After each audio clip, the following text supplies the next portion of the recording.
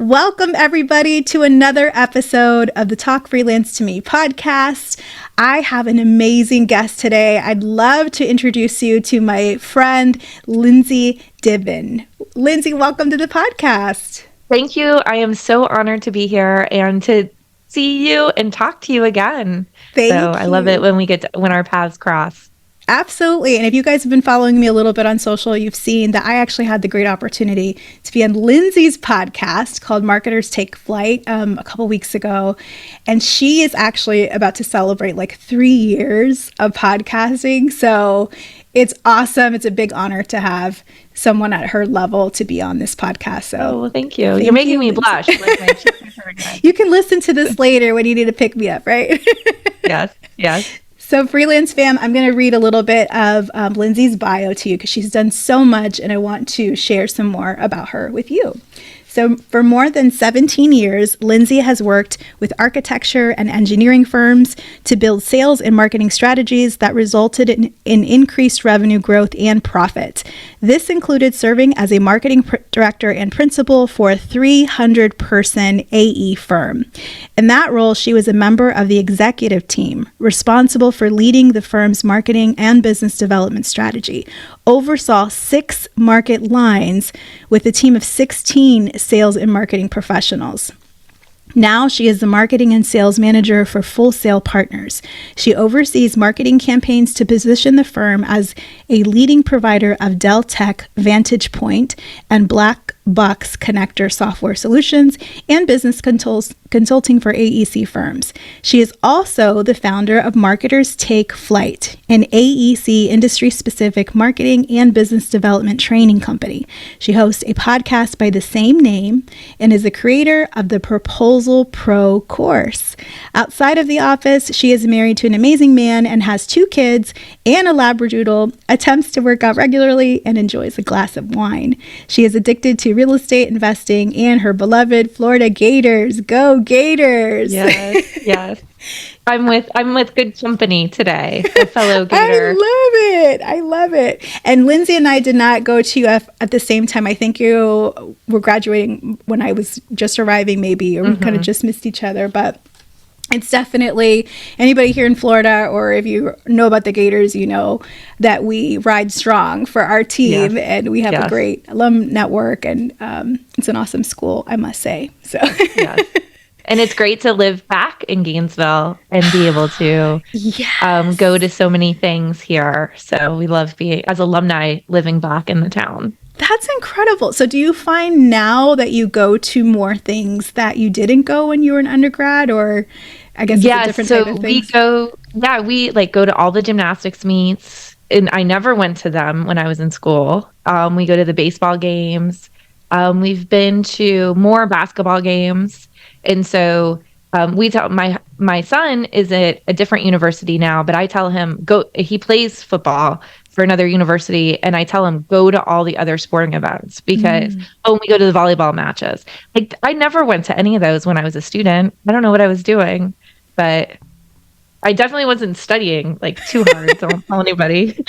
Me neither. No, I think about that. There's so many. It's so interesting how going to a big school and you meet other alum later, and there's just all of these smaller sub communities within the university that you can go and have a totally different experience. Or, you know, some folks are really into the outdoors. Some folks are really into concerts, and a lot of people interested in sports. But I imagine that is different now as a professional living there. Definitely. That's incredible. So you have done, as you can hear from her bio, she's done amazing things. Like, I don't understand how you do this much in just 24 hours. And you look great. So that's amazing. So for 20 years, you've been doing this AEC marketing, which is super interesting, you know, for someone like me that knows a little bit, but it's a whole world. And I was learning from listening to your podcast, kind of from the perspective of someone who's marketing and telling that story. Very interesting. Can you tell us, what does marketing look like in the AEC industry, and what does a typical day for you look like? Oh, geez. Okay. Well, first, no 2 days the same, which I think most marketers in any industry could probably relate to. But marketing, for when you're working at an architecture, engineering, or construction firm, marketing kind of wears two hats.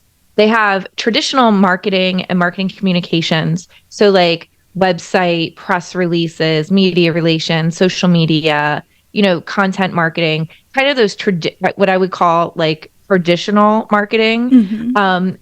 But then they also, for a lot of firms, now this is changing a little bit, but historically, a lot of firms, they also support what would typically be like sales enablement in other industries, where they're putting together proposals. Because a lot of the proposals are like qualifications based or technical approach based. So they're doing a lot of gathering of data, putting them together in books, writing, editing, a lot of technical editing from the engineers or the architects, putting them together in these proposal books and getting them into the clients. And then a lot of times there's shortlist presentations. So where the team actually goes and presents to the client to then be awarded.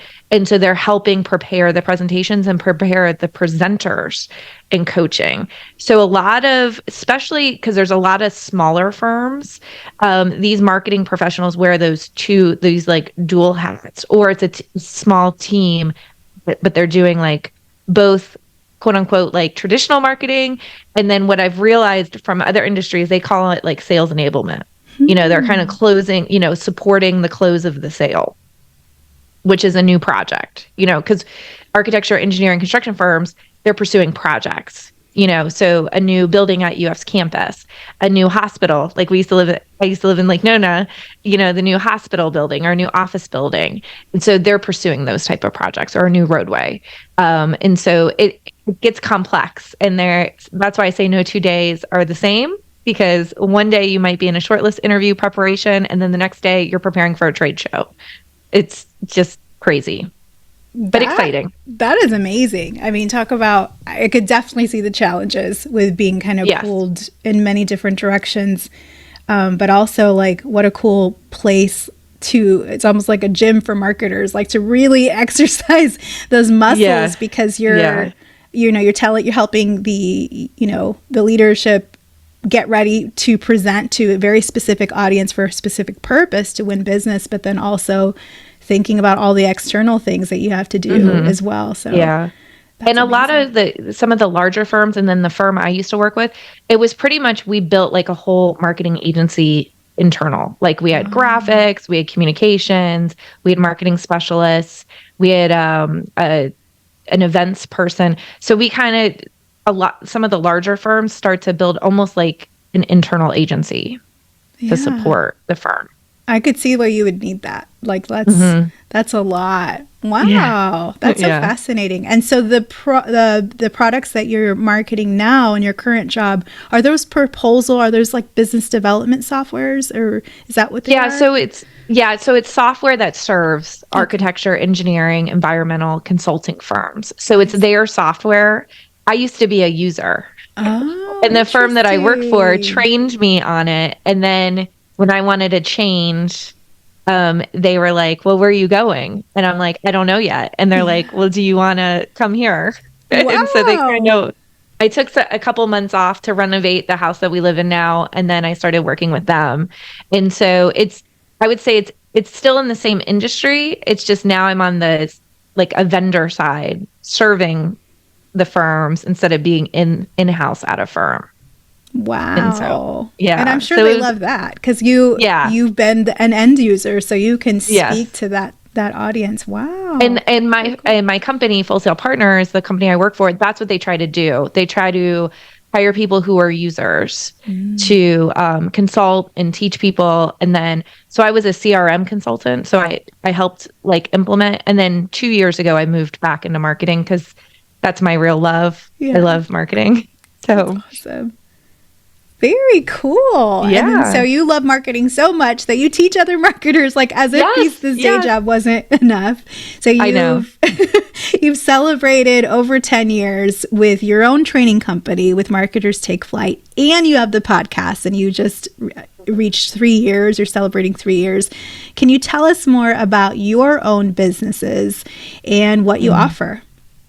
Yeah. So what growing up in this industry, like I didn't go to UF, there was no AEC marketing degree. I just got a regular marketing degree.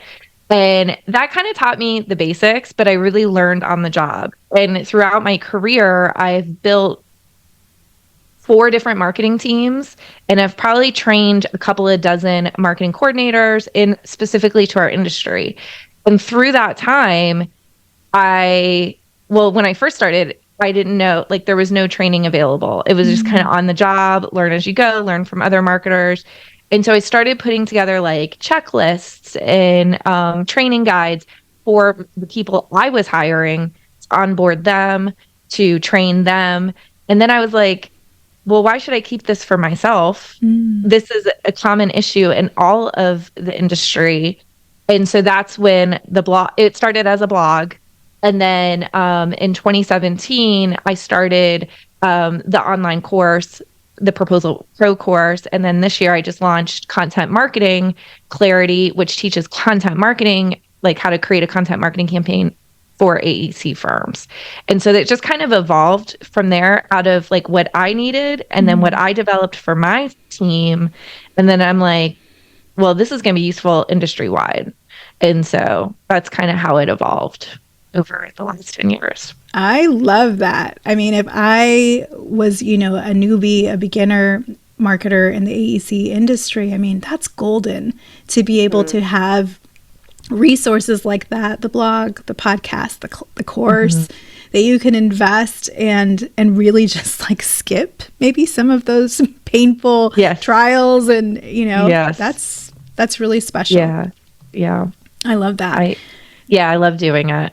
You can tell. That's what keeps me going. Yeah, you can tell. I can tell that you have that passion, and you have to be able to sustain it for that long. And you've been able to do that. You've been able to do something that people are trying to do or they're thinking about, which is having your successful day job and also having a thriving business. And you've done this not only for a little while, but for years. You've sustained this for years. So tell us your secrets. What advice can you share for people that want to do the same? I will say, I was really able to focus on it probably in the last 5 or 6 years. So the first 4 or 5 years, it was very sporadic and it was kind of just a blog and some ebooks and stuff like that. So I will say once we moved back to Gainesville and I have my new job now, I was able to and got rid of my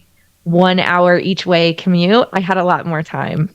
So I want to preface that by saying, I got back 2 hours of my day.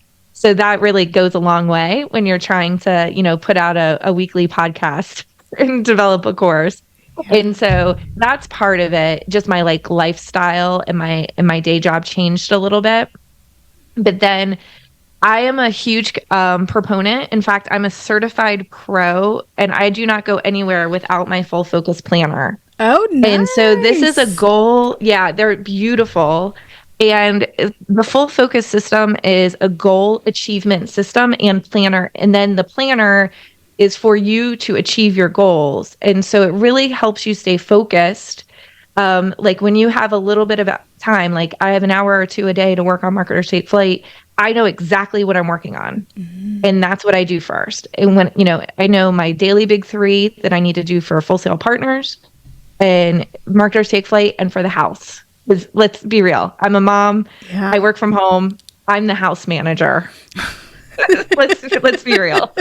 So I'm the kids' assistant, their personal assistant, and I'm the house manager. So that really helps me keep track. It's like it's kind of old school because it's paper, but there's just something so real about that. And between the daily big 3 and the weekly preview, and then each quarter I start over again. I just did my quarterly preview, and so without that, I don't know what I would achieve, because I would be so scattered because it's so easy to get overwhelmed and get stuck in your email inbox and just triaging your inbox and reacting to that instead of saying, no, I need to do this today. I need to get this done today. So, but I'm a big advocate for the full focus plan.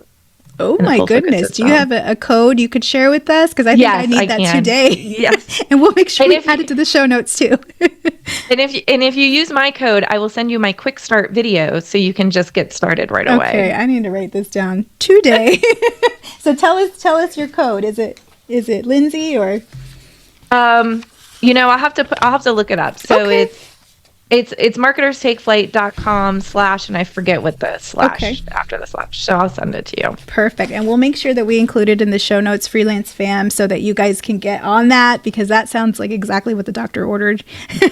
And I love how And you I like mentioned. that it has my whole entire life. So my work life, my side hustle life, my kids' life, like home life, everything in one place because I can't keep more than one calendar.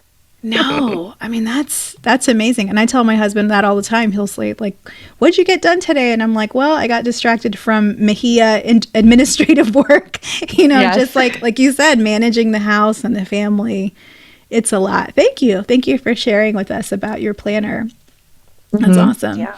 So I was on your podcast, which was super fun recently, and we were Yes. talking about how freelancers, how AEC marketers and internal coordinators can use freelancers. Can you share, let's talk about the other side of the desk. Can you Okay. share some insights into what you're looking for? So what are clients looking for when they're trying to find freelance talent?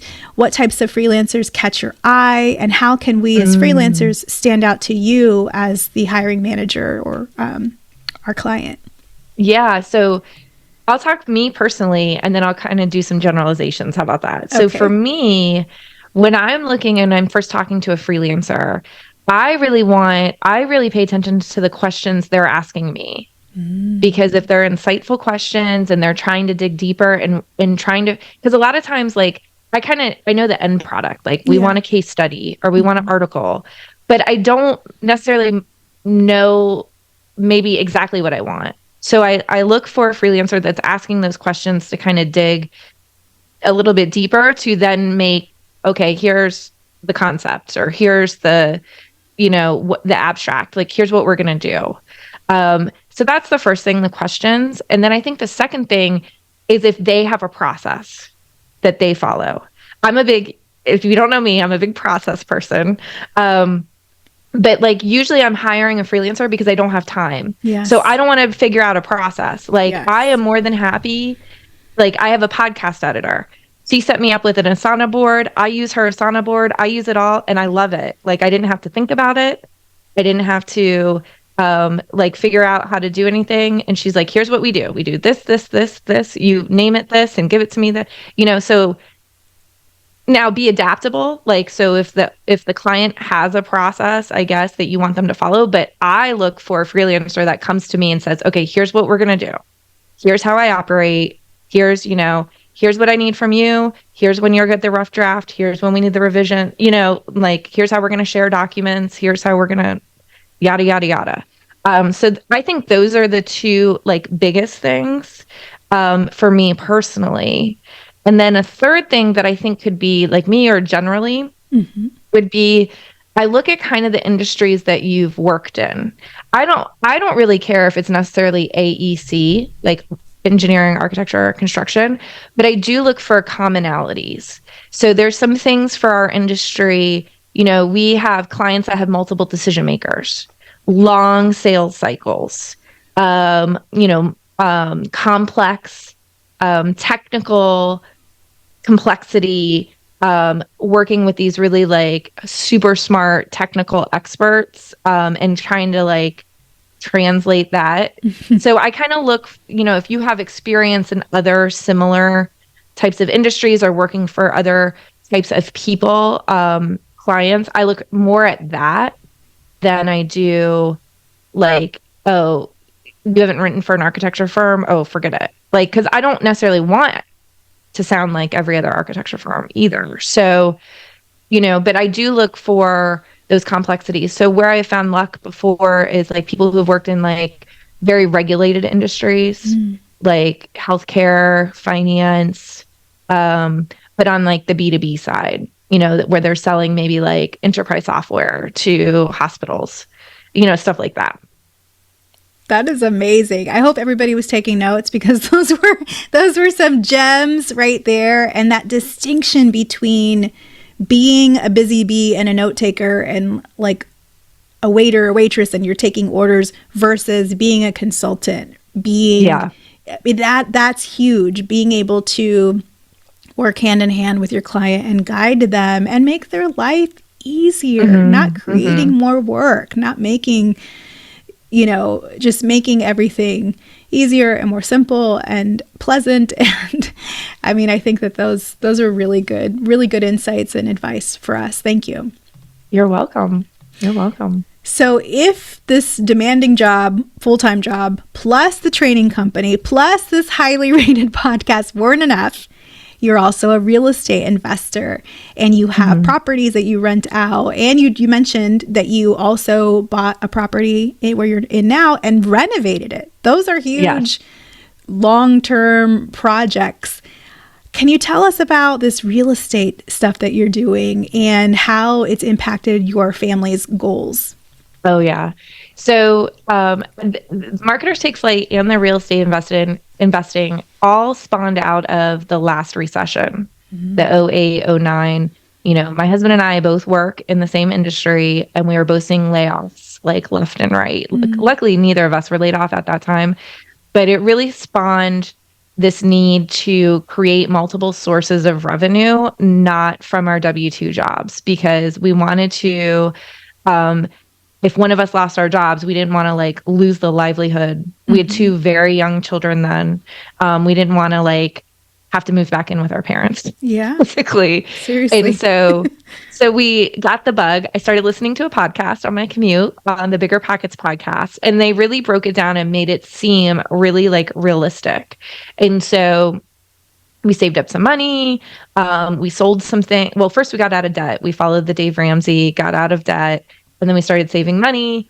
And then we sold some things, bought some land, sold the land, yada, yada, yada. And then probably 5 or 6 years ago, when we sold that piece of property, we bought a long-term rental here in Gainesville, just a small little house. And my husband and I like to renovate. Every house we've lived in, we've renovated a little bit, like ourselves. So we do some of the work ourselves on the weekends. And so we bought that house and then we were like, okay, this is pretty easy. We've had the same renter in there for almost 5 years. In fact, I'm just renewing his lease this week. And then I wanted a beach house. So we started looking at condos. And we were lucky enough to buy a condo and a house in the St. Augustine area just before we bought them in 2020. So just before everything like skyrocketed.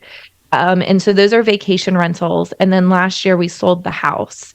And so we've been able to use that to fund some college and some things. And right now we're just laying low. But, I would say the biggest advice is, get your financial, we just wanted to make sure the idea is to buy some properties and then either sell them when a kid goes to college so we can pay college for cash for college, or give them to the kids, and then, as maybe their wedding present, or if they want to sell it, or they can use the money or they can live there. So for me, it's easier to understand than some of these other financial, like Bitcoins. And so I can see a house, and the numbers make sense on paper.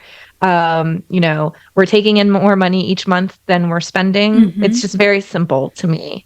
And it's real. And there's always people need a place to live. So now we still have our other investments and stuff, but 401ks, but I'm a big advocate of owning real estate. And there's a lot of tax advantages too, which helps. So, so a lot of people think we're crazy. But I just tell people we do a spreadsheet, and if the numbers make sense, we pull the trigger, and we don't really get emotional about it. And so, just if that's something you're interested in, I would highly recommend Bigger Pockets podcast because they make it very simple. That's amazing and super inspirational. And I mean, just what a testament to hard work and the willingness on your part, to learn something new and to make those sacrifices on the weekend instead of, just chilling. You're we renovating a house. We spent about, for the St. Augustine properties, of course, we bought them at the same time. But, it's just like when you find a deal, you gotta execute. Yeah. And so we spent about 4 months every weekend going over there. Wow. And some time off work to get those ready. That's amazing. It wasn't easy and it wasn't low stress. But now the condo is kind of on autopilot. We have a management company, so I don't even have to deal with the tenants or anything. So that's so cool. And you guys are both from this space, like, from the AEC, but the construction space, like yes. long project management, you can manage a project, it sounds like. That's amazing. Very cool. And you mentioned your kids. You mentioned that your son's playing sports in college. And I know your daughter, she's in high school, right? Is she in high school? Or not yet. She's in 7th grade. 7th grade. Okay. Yeah. So you've got kids. You also volunteer. I know you are a leader in the Professional Marketing Association, and you also cheer on the Gators, and you do a lot. So yes. Let's talk some more. Do you have any other tips for us? We just need to know. How do you juggle so much? How do you keep all these balls in the air, but also thrive and have some fun along the way? Yeah. So, the full focus planner, I already talked about that, but I also don't try to do, like, I believe in the philosophy, you can do it all, but not at the same time. So there are some times where I pull back a little bit. I don't do as much on Marketers Take Flight because we're doing, like, this past weekend, I surprised, like, last minute trip to the Taylor Swift concert. I was supposed to, like, batch podcast episodes this weekend, and I said, F it, we're going to go to the concert. So there are times where I, like, pull back because I don't think you can do everything all at once. You can do everything you want. You just can't do it all at the same time. So I believe in that philosophy. And then I also say no to a lot of things. And that's what people don't see is I say no to things that aren't like the heck yeah, I say no to. Like, if I really don't want to do it, I say no. I pass. And so a lot of that you don't see because it's not on my socials. It's not I'm not talking about it on my podcast. I'm not, seeing it. So I do say no a lot. And I think that's okay. I think we need to, especially if you do have kids and you get pressured to volunteer on PTAs or go to volunteer events at school or industry organizations, maybe saying, well, no, I can't be the lead on this, but I'll show up for 2 hours and work a table, but I'm not going to take the lead on it, So I do a lot of that. Smart. I love it. I love it. You heard it here, people. You can say no. It's a good thing. Say no. No is a complete sentence. Yes, it is. No. And we don't have to justify. We don't have to keep. I mean, for me, that's something I still work on is using silence as a tool and not filling in, the space around it with all these justifications and things So that's really huge. Look at what you can achieve when you do guard your time and you manage it with your planner and you say no and you're that's amazing. I think this is a case study in itself. So yeah, and I got to practice it. I mean, I have to remind myself. I am not perfect at it. Yeah. But I remind myself a lot. I love that. So Lindsay, I know people are going to be in love with you and they're going to be so excited. So how can people find you online? How can they learn more about content clarity and all the wonderful offerings you have? Yeah. So the two biggest places is my website, marketerstakeflight.com. And then I'm on LinkedIn. I would say probably I'm most on LinkedIn. So you can just search me up, Lindsay Diven, and connect with me. I love connecting with listeners and audience members and starting those relationships, like pulling them from offline into the real world. So those are probably the two places. Because if you find me there, then you can get a hold of me. That's awesome. Lindsay, thank you so much for being on the Talk Freelance to Me podcast and for all of these gems that you shared with our audience. I really appreciate it. Well, thank you for having me. I'm happy to be here. Thank you.